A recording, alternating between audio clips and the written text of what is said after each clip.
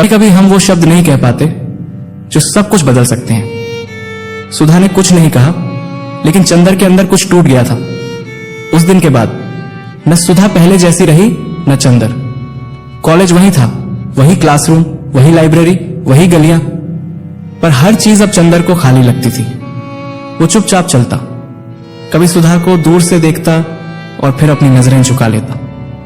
उसे डर था कि अगर आंखें मिली तो जो खामोशी है वो सब कुछ कह देगी। अब चंदर अपने कमरे में घंटों बैठा रहता, किताबें खुली होती, लेकिन जहन में बस सुधा का चेहरा होता। वो खुद से सवाल करता, क्या मैंने गलती की? क्या मुझे कह देना चाहिए था? पर हर सवाल का जवाब एक ही होता, अब कुछ भी कहने का मतलब नहीं रह गया।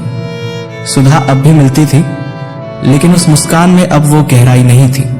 उसकी आंखें अब अनजान लगती थीं, जैसे कह रही हूं, मैं अब वो नहीं रही जिसे तुम जानते थे।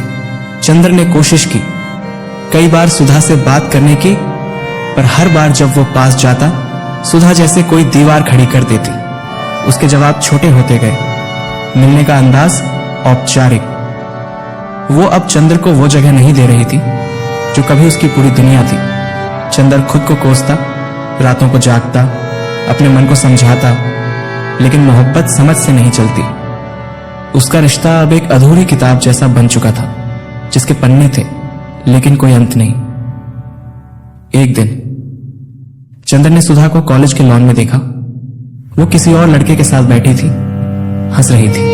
खुलकर वो हंसी चंदर के सीने में तीर बनकर उतर गई।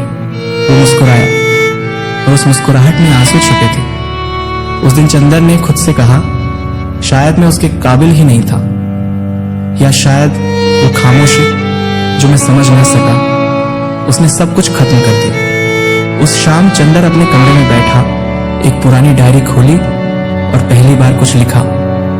सुधा, तुम मेरी क्या लगती हो ये मैं आज भी नहीं जानता, पर इतना जरूर जानता हूं कि तुम मेरे हर लम्हे का हिस्सा हो। शायद ये मोहब्बत अधूरी ही सही, लेकिन सच्ची थी। क्या सुधा भी यही महसूस करती है, या अब सब बदल चुका है? एपिसोड 3 में जानिए, जब सुधा खुद चंदर से कुछ कहती है।